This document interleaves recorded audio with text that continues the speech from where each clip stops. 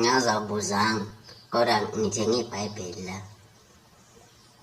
and uma ngathi ngiyaqala ngiyakhuluma ngalo kuzobe ngathi ngithanda ukukhuluma. Hey yazi ividiyo ngalokhunjana le ka 60 seconds ngize nginquna ethi yabo yadlula ku-15. Shuthi angizumi umuntu othanda ukukhuluma athi ngivale nje futhi ngingakhulumi nje ngaleli Bhayibheli ngoba kuzobe ngathi ngithanda ukukhuluma yabo. Ya athi and laphana amatekisi ngizwa kuthiwa akhuphukile futhi angazi ngo-18 rand awazi no-2 rand ukuze uyekelani ngoba bafuna ukwenza u-20 rand amatekisi. Ngisho la ngakithi Mkhazana yazi osomatekisi iqiniso nje lilodwa ngoba vele bayayithanda imali. Kube kuyenzeka nje nami ngiphumela ekamereni noma endlini egcekeni ngengale erondweni egcekeni bezobe itekisi yabo la kube u-10 rand ukugibela yabo ngoba vele bayayithanda imali. Ngingambiza u-50 rand noma bengakhuphula nje bayabiza u-50 rand. Manje vele bafethu futhi sifunda ukuyihambela ngeenyawo zethu masingenamoto. Masigibela futhi sigibele sazi ukuthi sigibele iy'moto zethu. Osomatekisi bayasedelela nje athi ngiyeke levi ngoba vele ngathi ngithanda ukukhuluma. Bayayithanda imali banikeni nje mahhala noma khokha 100 rand uzohlala phansi ungahlala nje esithini banikeni. Ya kumele likhokhe ematekisini singagcini ngisho ushintshe. Ngishathi ukhipha 200 ngephutha vele suke ukhokhe nje straight. Bayayithanda nje vele imali banikeni. Kodwa abantu besifazane ke into eyangenza ukuthi ngibe nokubuye ngingabazi izwe lethu njenge-South Africa ukuthi nina abantu niyana nigcineni nje bafana noma abafana beni bayuza ngoba bebeyaphesheya kuphela nisenendawo abekhona. Bese sibongela kakhulu intsha bafowethu esikhathi samanje liphelile izinga lo-depression no-anxiety guys.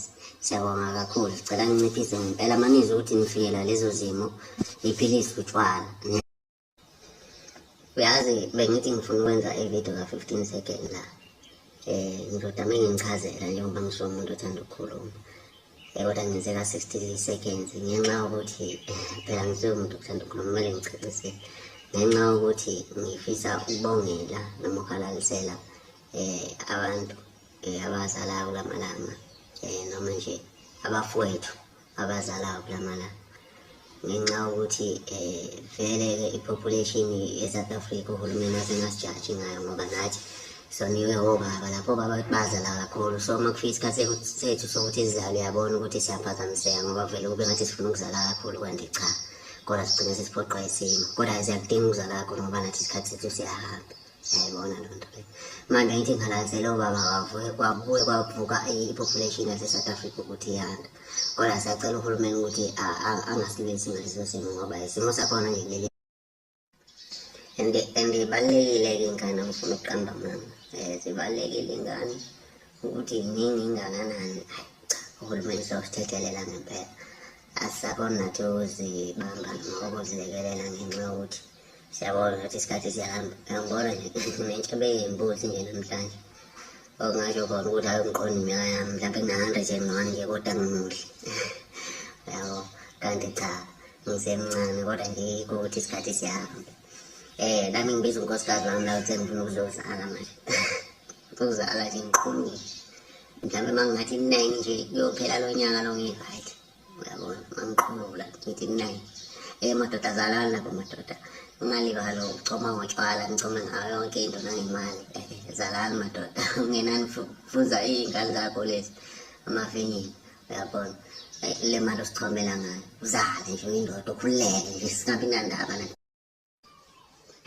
bese ngithatha leli thuba ngihambe nalo ngifisa ukubongela abalokhu bajola bese sesikoleni namhlanje baze basathandana. Yabo ngisho into engekho abekho sekuzothiwa ngiyayiza yabo ngiyantshontsha namhlanje ngitshontsha ukubhema ugwayi weshumi. Lo gwayi weshumi ngihlezi ngifundisa ngayo yabona ngathi angibhemi ngathi angibhemi.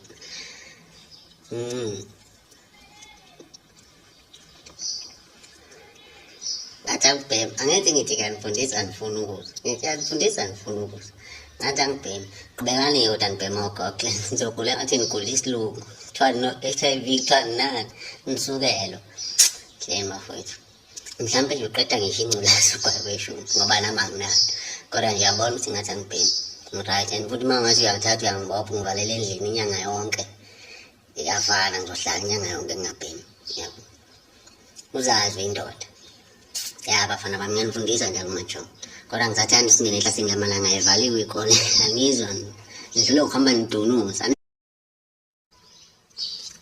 ugwayi weshumi ultimate in South Africa but it's still Paco guys ama-drugs angigqugqumezeli lokho ney'ngane ngiyayikhuza ngingayithandi le nto le that's why ngifundisa ukuthi okungenani payment e-cheap yaleyo nto leyo ungayithandi ukuze ngikoliwe phezu kwaso lesono angithi esami isono mfethi leyo nto kumele uyi-understand uma uwumuntu nesono sakhe esami phumila ngekuseni kanje ukhumbule yokuqala ngisaqala ukujola leya yithi good morning ngekuseni njalo uma uphumila ucabange uzobamba ikati yes into eyangiyekisa umjolo mina ukuthi umuntu uthi uma uhlangana naye kube ngathi uzofakwa kuwe ngisho umjida kube ngathi yamitha phakathi noma ungena embotsheni ey'pipini kube ngathi yamitha ngibona umuntu ozongena kuwe ukukhuluma is a part of life ukukhuluma ingxenye yempilo kodwa uma ingekho into ozoyikhuluma nomuntu alikho iphutha lapho abantu abangaphoqani ukuthi nikhulumisane abantu abangaphoqa ukukhuluma nabantu bengafuni ukuthi bekhulume